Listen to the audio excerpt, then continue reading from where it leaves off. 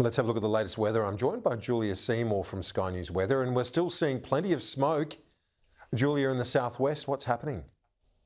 Yeah, thankfully a bushfire warning in the southwest has now been downgraded to a watch and act, but a smoke alert is still active for areas of the lower southwest and surrounds, including Pemberton and the Capes region between Augusta and Dunsborough. So we are telling everyone to be extra cautious when heading outdoors if you are in that area. So through the rest of Wednesday, the fire danger rating has now been dropped back to high. That's the yellow shaded regions that you're seeing right behind me, but much of the state, as you can see, is in the green moderate area.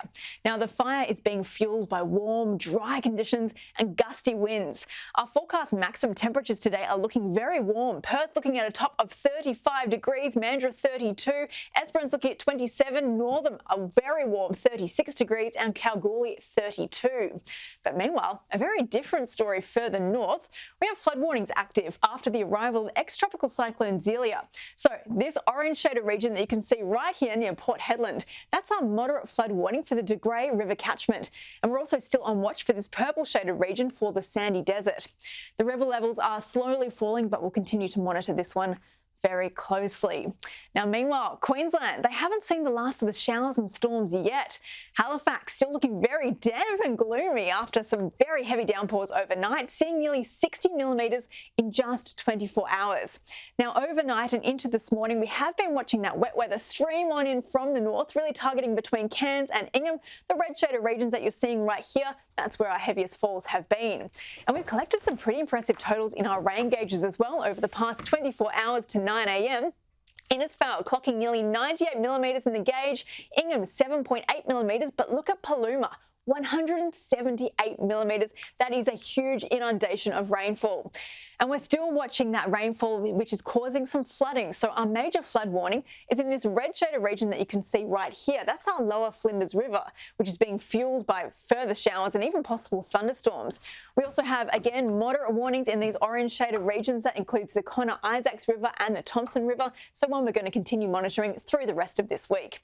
If we take a look ahead, further showers and possible storms are likely for the north of the state, particularly in this red shaded region between Cooktown and Cairns. But it's also exacerbating a hazardous surf warning for the Gari, Sunshine Coast and Gold Coast waters. So best to give the beach a skip today. Now that rainfall is going to continue to build, particularly near that Queensland-New South Wales border. Brisbane looking at a possible 3 millimetres throughout today, Lismore around 2 millimetres. Now New South Wales will see predominantly all of their wet weather in the north of the state, but we will see a little bit further south down near Sydney and Canberra. But the Byron Coast also on watch for a hazardous surf warning today. Again, best to give that one a skip. But it's been a bit of a chilly start to the morning for the southeast, which has had many of us reaching for an extra layer.